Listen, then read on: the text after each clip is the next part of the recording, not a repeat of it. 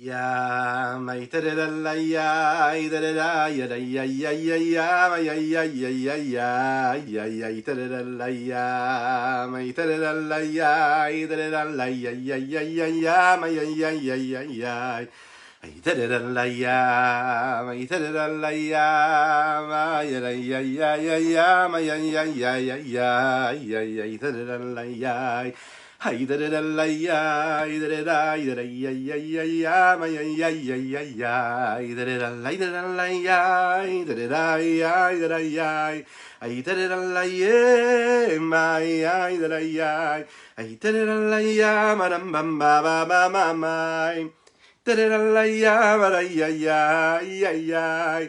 Ay ya ya ya ya ma ya ya ya ya ma ya ya ya ma ya ya ay ya ya ya ma ya ya ya ma ya ya ya ma ya ya ta da la ya ta da la ya da da da da da Ay da da la ya, ay da da la ya, ay da da ya ya ya ya ya ya ya ya ya ya.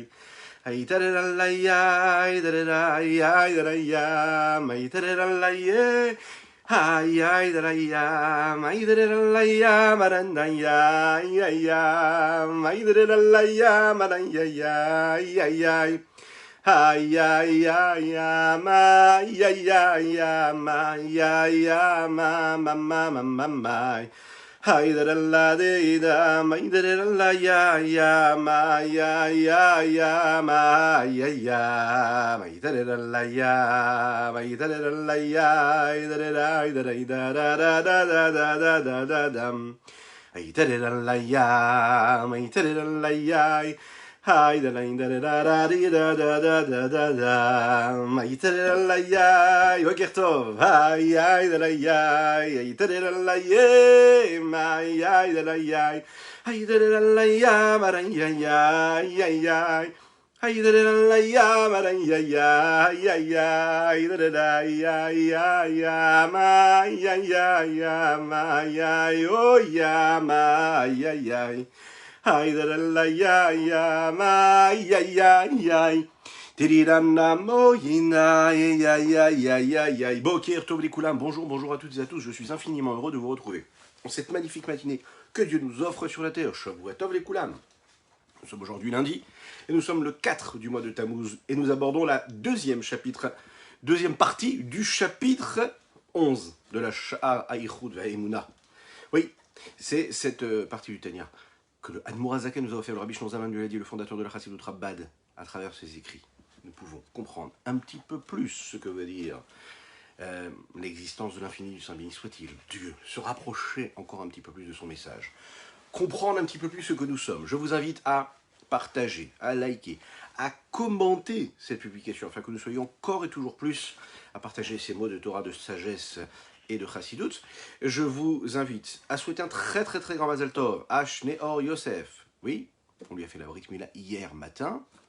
Toute la famille Markovici, oui, c'est bien ça.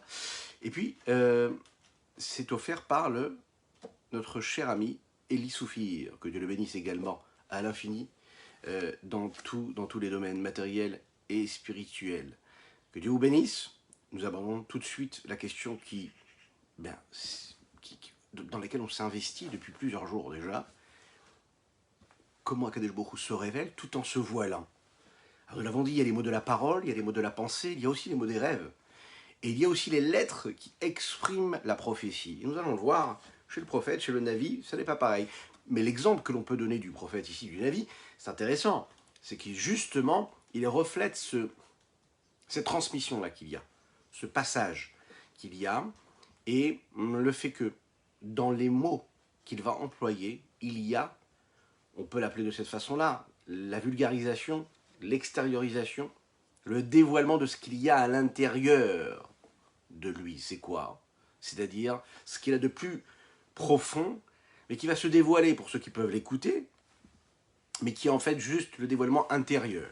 C'est-à-dire l'interprétation avec des mots pour le sujet, pour celui qui va recevoir le message, mais qui ne correspond pas du tout au dévoilement réel de ce qu'est le message qu'il a pu recevoir de Dieu.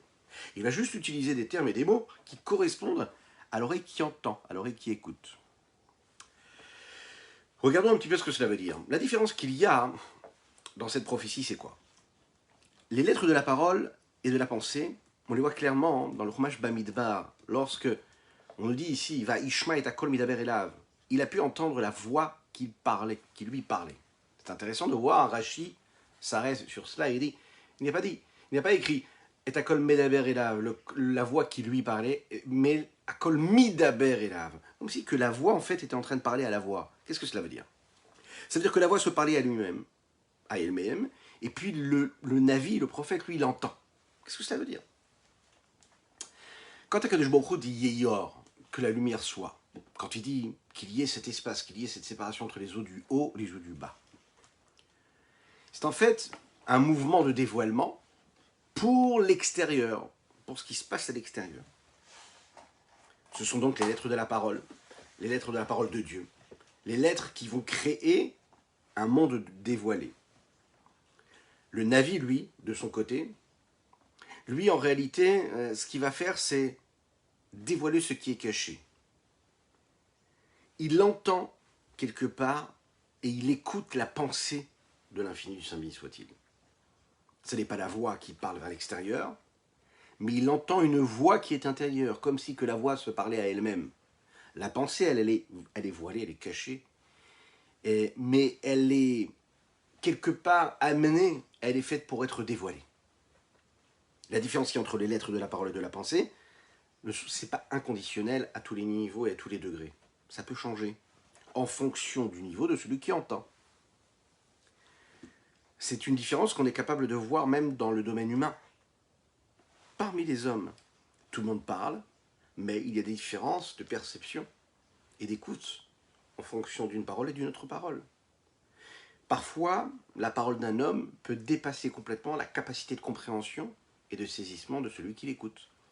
Une même parole va être prononcée et plusieurs personnes vont entendre et comprendre de manière différente. Pourtant, c'est la même parole qui a été entendue. Seulement, la capacité de compréhension va dépendre du réceptacle, de celui qui reçoit la parole. Il y a celui qui va comprendre tout et il y a celui qui va comprendre un peu moins. Il y a celui qui va comprendre en fonction de ses repères, de ses limites à lui, intellectuelles. En fait, en réalité, si on regarde bien, la parole, elle se transforme en pensée. Les lettres de la parole, qui sont employées par l'orateur, celui qui parle, deviennent de la matière à penser. Et elles prennent place, elles deviennent ce qui se passe chez l'homme qui entend, chez la personne qui entend. Quand on parle d'Akadosh Baruch Hu, il faut savoir que l'essence même et la vitalité même qui passe à travers la parole du divin d'Akadosh Baruch Hu, elle se dévoile dans chaque niveau et dans chaque monde d'une manière différente. En fonction du niveau du monde dans lequel elle se trouve, où elle va se poser, eh bien elle va se révéler d'une manière ou d'une autre. L'essence même qui va apparaître, de la parole de Dieu, qui va se révéler par exemple au niveau de l'ange, ok, ce ne sera pas du tout la même forme de dévoilement qu'il y aura en fonction de l'homme. Chez chacun, cela va prendre une certaine place. Alors, les mots de la parole sont les mêmes, les lettres qui constituent cette parole sont les mêmes aussi. Mais, à différents niveaux, ils vont se révéler et se dévoiler différemment, en fonction de celui qui reçoit. Regardons dans les mots ce que le Rabbi Shimon Zalman nous dit ici. Aval bemet brinat otiot adibur shel ma'ala. La parole ici, le niveau de parole, le niveau des lettres de la parole. Qu'est-ce que ça veut dire? De la parole divine, du divin, de Kadosh Baruch Hu. Il est malam madrigat maout rochma vesechel Ivrahim. Quand par exemple, un homme physique matériel, comme vous et moi, nous employons des lettres pour former des mots, et des mots qui forment des phrases, qui sont là pour transmettre des idées. Le but c'est quoi? Le but c'est de transmettre quelque chose, donc une idée intellectuelle. Ok, parfait. Une fois qu'on a dit ça, que se passe-t-il avec la parole du divin lorsqu'elle est là pour se dévoiler? Elle dépasse, on l'imagine bien, le niveau, le degré de la chorma, de la sagesse et de l'intellect des créatures. Cette parole humaine, quand elle est prononcée par un homme, c'est le souffle qui vient du cœur et qui est en fait un souffle matériel physique. C'est quoi ensuite? Ce souffle-là, ça devient des mouvements qui vont donner ces ondes vocales. Ces sons, cette parole divine, elle, ne dépend pas du tout de la façon avec laquelle l'air va être expiré de la bouche. ou de tous les mouvements que vont créer la gorge, le palais, le mouvement des lèvres, des dents, etc. C'est pas du tout comme cela que l'on va créer un son. Chez l'homme, c'est comme ça. Chez Dieu, ça ne change pas du tout. Ça n'est pas altéré par des conditions extérieures à sa parole à lui-même. La parole divine, elle ne dépend ni d'une entité matérielle ni spirituelle. Pourquoi? Parce que la parole d'Akadosh Baruch Hu, de Dieu, d'Akadosh Baruch Hu, c'est quoi? C'est une parole qui crée tout. Et donc elle crée la matière et le spirituel, le matériel et le physique. Et donc elle dépasse même, puisqu'elle est le créateur du physique et du spirituel, les deux en même temps. Et puisqu'elle est au-dessus de toute forme de sagesse et de toute capacité intellectuelle que nous pouvons percevoir, nous, et concevoir, pourquoi? Mais parce que nous, on ne peut pas comprendre cela. Donc qu'est-ce qu'on va faire? On va emprunter le mode de fonctionnement de la parole pour interpréter ce mouvement-là que Kadosh Baruch Hu, lui, utilise pour parler, pour faire sortir quelque chose, pour transmettre quelque chose. Et on va l'interpréter avec nos codes à nous. Vous le savez très bien pourquoi. Parce qu'en fait, l'homme a été créé à l'image de Dieu. Comment? Quand Dieu, Akadosh Baruch Hu, a dit lors de la création, je vais donc créer un homme à mon image. Ok? Ça veut dire que le 6e jour de la création, toute la création, l'entité même d'homme, c'est-à-dire son âme et son corps, ont été créés ce 6e jour de la création. Et dans cette création-là, de cet homme-là, il y a toutes les forces de son âme, les plus élevées, les plus subtiles, les plus raffinées, donc son intellect, sa sagesse, mais aussi tous ces moyens physiques qui pourraient nous paraître les plus bas possibles, les plus insignifiants, si l'on peut le dire de cette façon-là. Cette parole de Kadosh Baruch Hu, en fait, bien sûr qu'elle apparaît ici-bas, et a priori l'expression de la partie la plus superficielle des attributs d'Akadosh Baruch Hu, du divin, elle est bien plus basse que la partie sagesse et intellectuelle de Dieu, mais par rapport à l'homme, tout ça, c'est-à-dire sa sagesse, son intellect, tout a été créé de cette parole-là. Et bien sûr, il n'est considéré comme rien par rapport à lui. Même plus, au Afilou Bevel Ailion Levad, le souffle de la parole du divin, qui est par exemple ce que nous appelons le souffle de la parole de l'homme, ce qui sort de notre bouche, qui sort au moment où nous parlons, nous prononçons des lettres et des mots, cette partie matérielle physique la plus basse qu'il y a dans, le mot, dans les mots de la parole, c'est-à-dire la partie la plus technique, qui sont juste les formes que nous prononçons, le souffle qui est juste là pour transmettre quelque chose en réalité techniquement. Même ce souffle-là fait partie en réalité de l'existence même de la parole du Créateur. Et ça dépasse toute existence de l'homme. L'Echaim, l'Echaim.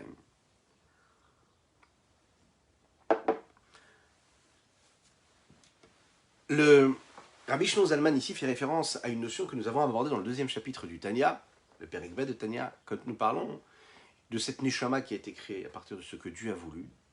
Vaipar pe'apav nishmat chaim. Il est dit dans le texte, lors de la création de l'homme, le 6e jour de la création, Akadosh Baruch Hu a insufflé en lui un souffle de vie. Vaipar pe'apav nishmat chaim.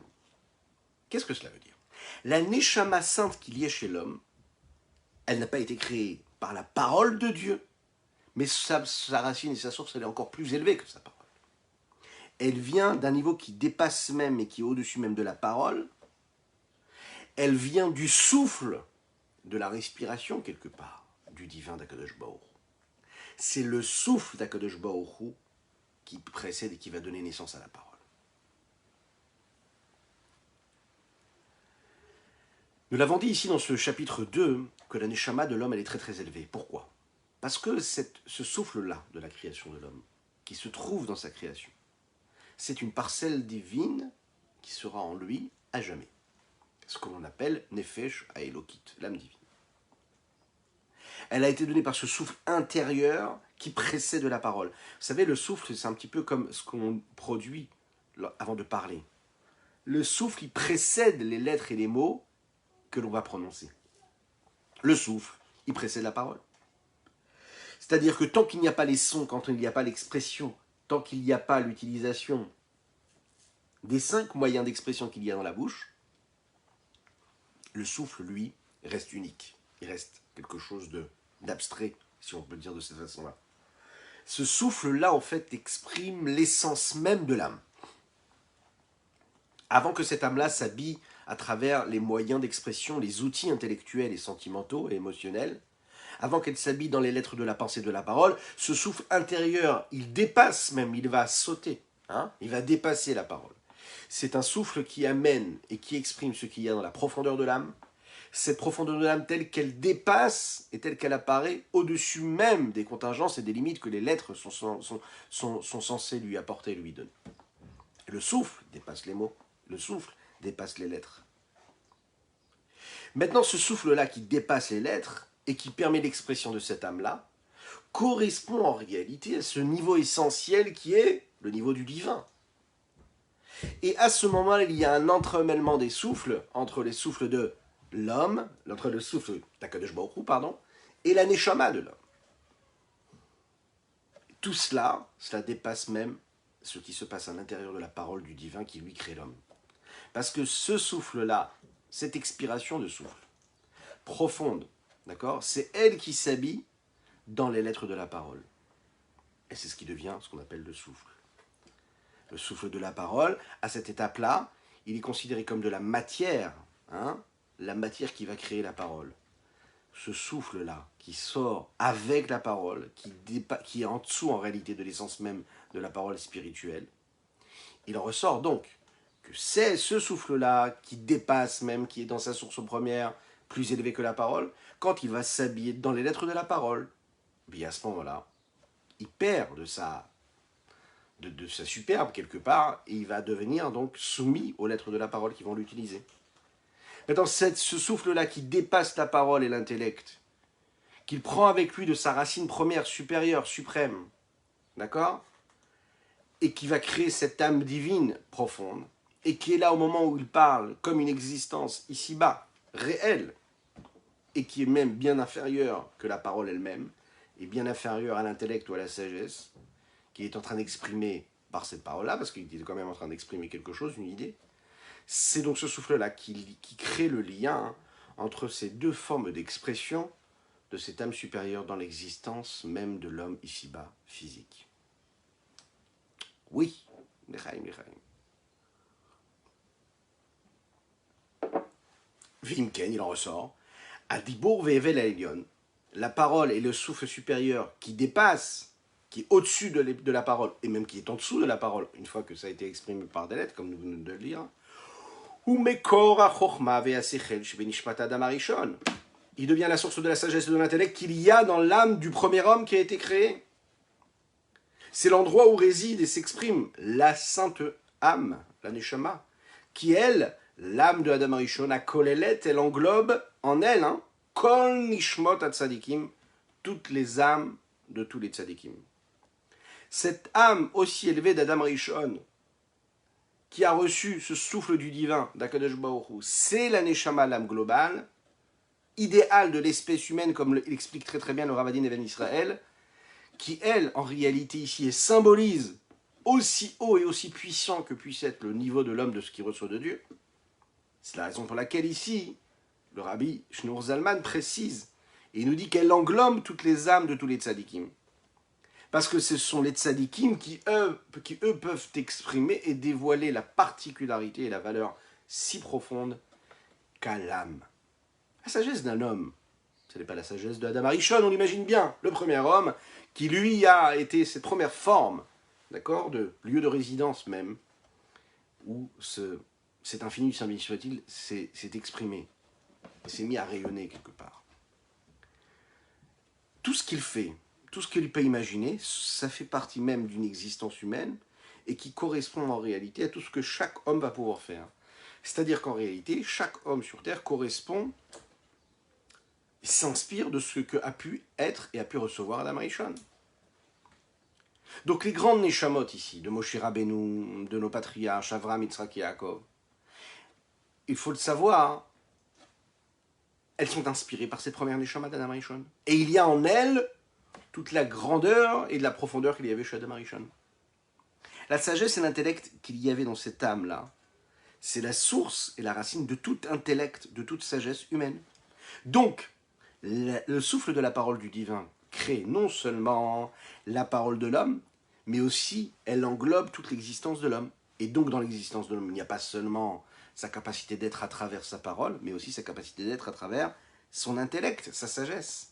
La sagesse humaine, l'extrême supérieur qu'il peut y avoir chez un homme, à travers sa pensée. Entre la parole de l'homme et la parole de Dieu, bien sûr, il n'y a aucune comparaison essentielle. Mais il y a par contre ce que l'on peut appeler ici un parallèle fonctionnel. C'est le même mouvement qui se passe. Quand nous utilisons ces moyens d'expression et que nous parlons de mots, nous parlons de paroles, nous parlons de souffle de la bouche, ça n'est juste là que pour nous montrer, pour nous permettre de visualiser quel est ce mode de fonctionnement, cette construction des rapports, de ce que nous pouvons comprendre de ce qui se passe dans ce système-là, dans ce mode de fonctionnement du divin. Alors, nous, ce qu'on fait, c'est qu'en fait, on projette nos repères, nos façons, nos moyens d'expression, nos moyens de compréhension en ce qui se passe dans le divin. Ce que nous connaissons, c'est-à-dire nos potentiels, les potentiels de notre âme, de notre parole, de notre compréhension, de nos sensations, de nos émotions, eh bien on les projette sur les différents attributs, les différentes vertus du divin, c'est-à-dire là, par exemple, en l'occurrence, dans la parole du divin. Et donc, la parole, c'est donc la force d'influence qui va sortir vers l'extérieur et qui permet l'expression même de l'essence de l'âme sous une forme qui est quoi? Les lettres, l'association, la combinaison des lettres qui vont donner des mots. L'unicité qu'il peut y avoir et qui peut définir le lien qu'il y a entre le potentiel de l'influence du divin avec tous les autres mondes en particulier. Pourquoi spécialement les Neshamot et Tzadikim ici?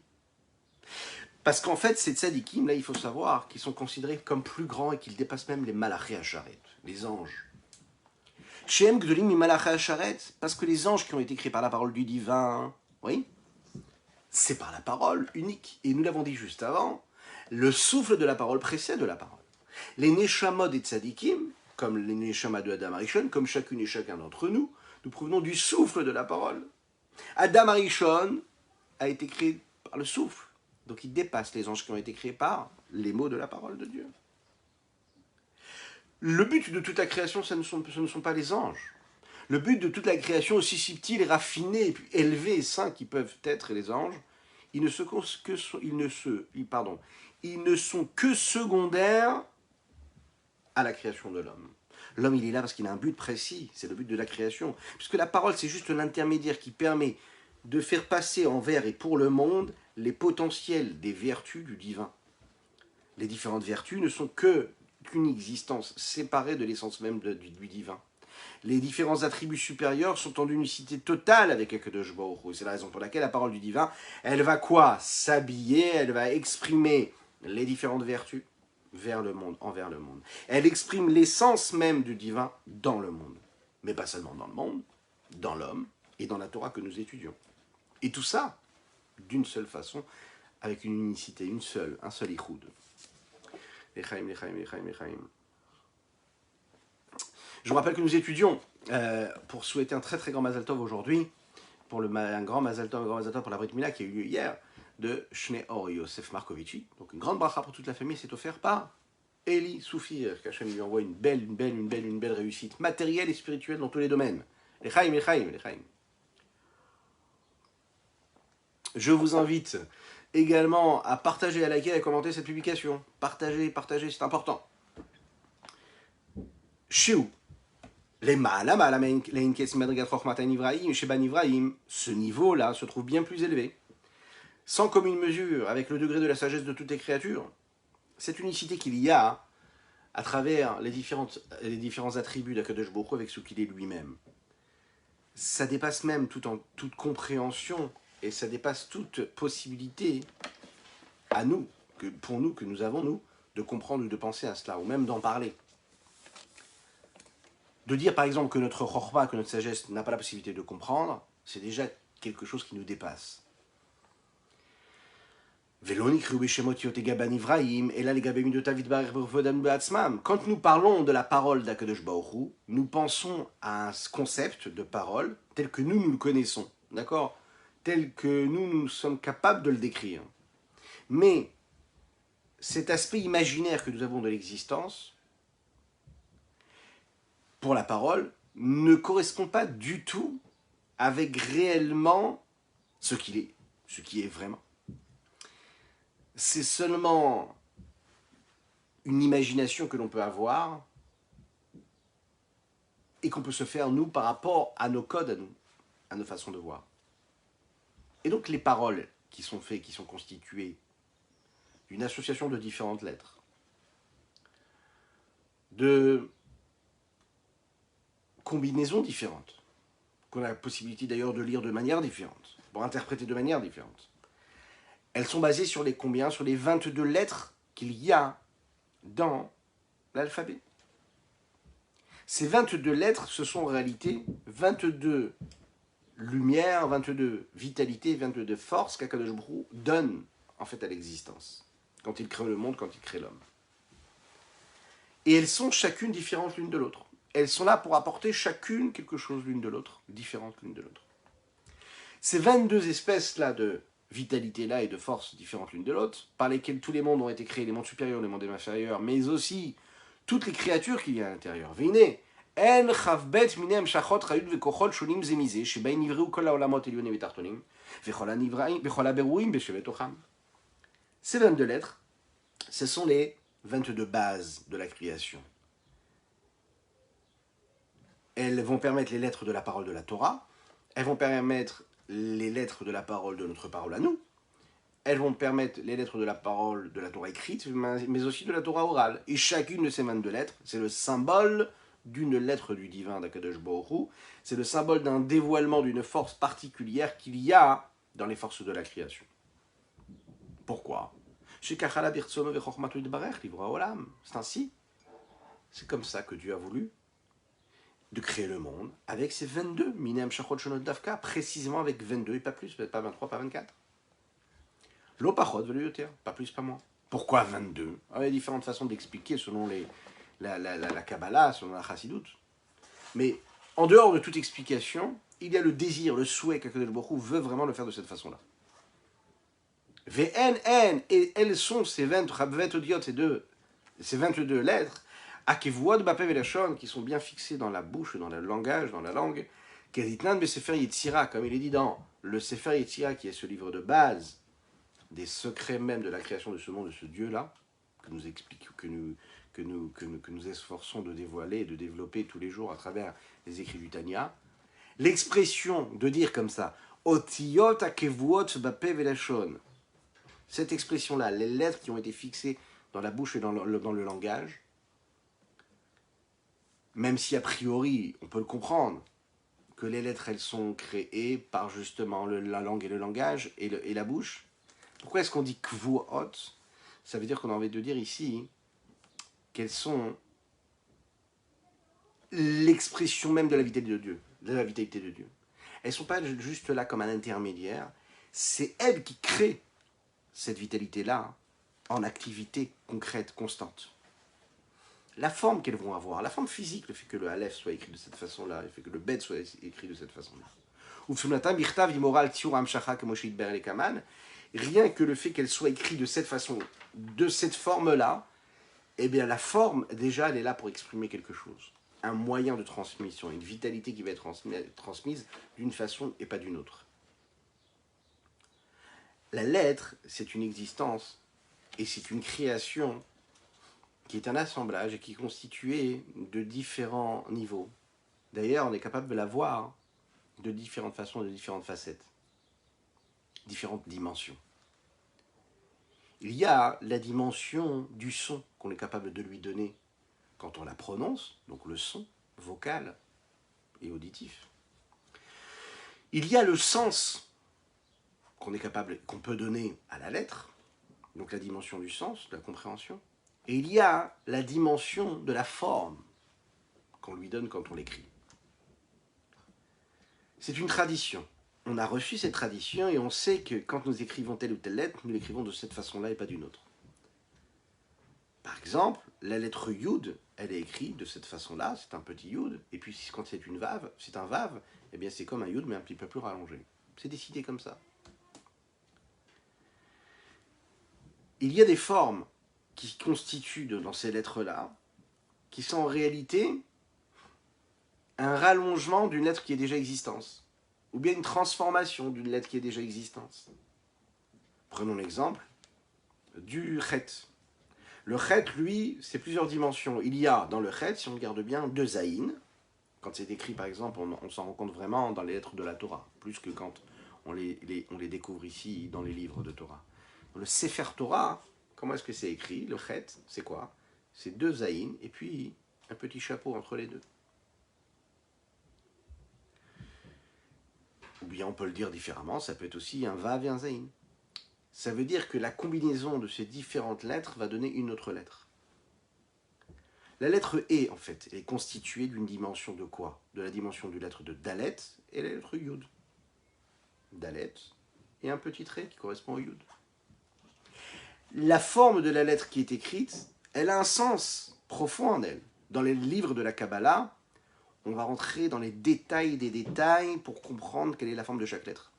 Et les sens réels, profonds que peuvent avoir. Il y a une importance considérable à cela. Il faut savoir que chaque forme de lettre, c'est une expression même dans la halakha, dans la loi. On fait très très attention à bien écrire chaque lettre, chaque petit trait. Une petite lettre qui est mal écrite à droite ou à gauche, s'il manque un petit point d'encre, et le Sefer Torah ou les Tefillin ou la Mezouza ne sont pas cachers.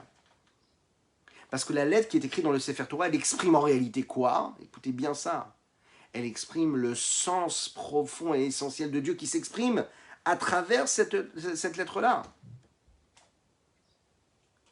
Mais pas seulement le sens profond qu'il y a au-delà de tout et au-dessus de tout qui nous dépasse, mais aussi également chaque petit détail de cette forme-là exprime une dimension essentielle de cette lettre supérieure dans ce qu'elle a dans son contenu, dans sa façon, dans sa forme, dans ce potentiel de vitalité qui devient l'expression même de cette force initiale du suprême de Dieu et qui est symbolisée par cette lettre-là, qui est écrite de cette façon-là. C'est la raison pour laquelle il faut être très précis. Chez Gamotiot Abibidibur va Machashava Shebelefesh Adam, El Amshachot Mam Sechel Vamidot Shebanefesh Mimoutam Batzmutam Kemoshit Bemakom Acher. Car il faut savoir que les lettres de la parole et de la pensée qui se trouvent dans l'âme de l'homme, ce sont quoi? Ce sont des continuités, ce sont des dévoilements qui proviennent de l'intellect, ou bien des différents attributs, des différentes vertus qu'il y a dans l'âme. Mais pas seulement de l'âme, de ce qu'il y a de plus profond et d'essentiel dans l'âme, sa force la plus profonde. Le Rabbi Shneur Zalman termine son 11e chapitre du Tanya, ici de Sha'ar Hayichut Ve'emuna, avec ce principe-là, ce qui nous amènera vers le 12e chapitre où nous parlerons de l'unicité même de Dieu, qui se révèle à travers cela et à travers les séphirotes.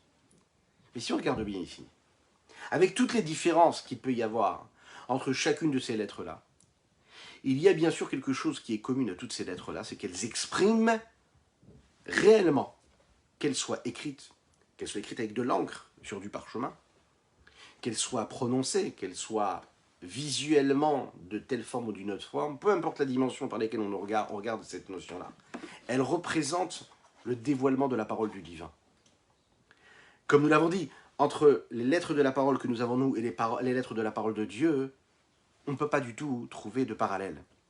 De la même manière qu'on ne peut pas trouver de parallèle entre nos vertus à nous, nos attributs, nos différents attributs, nos émotions, et puis les forces et les attributs du divin. Mais on peut par contre trouver un contact et un rapport, un parallèle avec le rapport qu'il y a entre les midotes et les lettres que nous avons nous, et le rapport qu'il y a entre les midotes et les lettres qu'il y a en haut.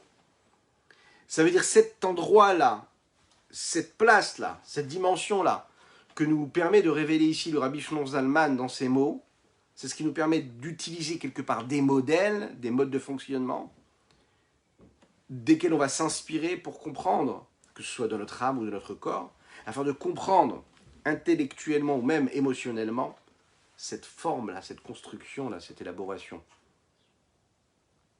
C'est un peu la suite de ce que nous avons dans le chapitre précédent, qui parlait du dévoilement d'Akadosh Baruch Hu à travers ces séphirotes. Mais ce chapitre-là a parlé du dévoilement d'Akadosh Baruch Hu, non pas dans cette liaison, dans cette unicité qu'il y a entre Dieu et ses séphirotes, mais dans la parole de Dieu. On est à un niveau qui est un peu plus bas. On en parle souvent du contact et du lien qu'il y a entre la parole de l'homme et la parole du divin. quel est le lien? Comment nous, on peut, bien qu'on soit très très éloigné de cela, hein, penser, comprendre une parole divine par notre regard à nous, à travers notre regard à nous, ou à travers notre parole à nous. La parole du divin, comme la nôtre d'ailleurs, nous l'avons dit, pour conclure ici, sur ce principe-là, c'est un assemblage, c'est une combinaison de différentes associations de lettres. Et la première association, la première combinaison de la parole du Créateur du monde, c'est quand il a dit ce qu'on appelle les 10 paroles par lesquelles le monde a été créé. De la première association, et ensuite, à travers toutes ces combinaisons de différentes lettres, il y a eu les créatures qui ont été créées. Et puis, ces combinaisons de différentes lettres, c'est elles qui vont conduire chaque petit détail de la création, de la même manière que quand on écrit les lettres, il faut faire attention à chaque petit détail. Pourquoi chaque petit détail? Parce que c'est ces petits détails qui donnent les petits détails de toute la création. Et nous avons parlé donc des deux formes de lettres, les lettres de la pensée et les lettres de la parole, les deux mondes qu'il peut y avoir qui se révèlent à travers les lettres de la parole ou des lettres de la pensée qui correspondent au monde intérieur voilé et au monde extérieur qui sont des mondes qui sont dévoilés. Et en conclusion de quoi, hein, le Rabbi Shlomo Zalman nous a dit ici que qu'est-ce qui permet l'expression de ces lettres-là, de ces lettres de la pensée ou de la parole? Ce sont les 22 lettres. Et ces 22 lettres-là qui nous permettent à nous de rentrer dans ce domaine, dans ce domaine-là de la sainteté du divin. Et c'est ce qui peut nous permettre, par exemple, quand on va faire une belle tefila, quand on va étudier la Torah, quand on va prononcer les lettres de la Torah, ou de la tefila, ou de l'étude de la Torah, quand on étudie, et qu'on prononce chaque lettre là, ou quand on prie, et qu'on fait bien attention à prononcer chaque syllabe, chaque mot, on est conscient que chacune de ces lettres-là, c'est la source même de vitalité qu'il peut y avoir pour chacune des créations du monde. Et dont nous sommes, nous, les ambassadeurs, et dont nous avons la grande et belle responsabilité, à savoir quoi? Eh bien de dévoiler cette étincelle de divin qu'il y a dans chaque élément qui est constitué de ces lettres-là. Je vous souhaite une excellente journée. Je vous souhaite plein de bonnes choses. Shavua Tov, Mazal Tov, que des bonnes nouvelles. N'hésitez pas à partager, à liker, à commenter cette publication afin que nous soyons toujours plus pour étudier la Chassidut. Et vous savez que notre but à nous, c'est quoi? C'est de ramener le Mashiach. Que le Mashiach se dévoile. Alors, il ne nous reste pas beaucoup de temps encore, parce qu'on fait ce qu'il faut. Oui, vous le faites. Encore une action, encore un geste, encore un mot, encore une pièce. Et puis, Mashiach, il va arriver. C'est une promesse. Oui, c'est une promesse. On est Dalet Tammuz. Hier, c'était Gimel Tammuz. Donc là, il faut tout de suite embrayer, faire encore plus. Que Dieu vous bénisse. À bientôt.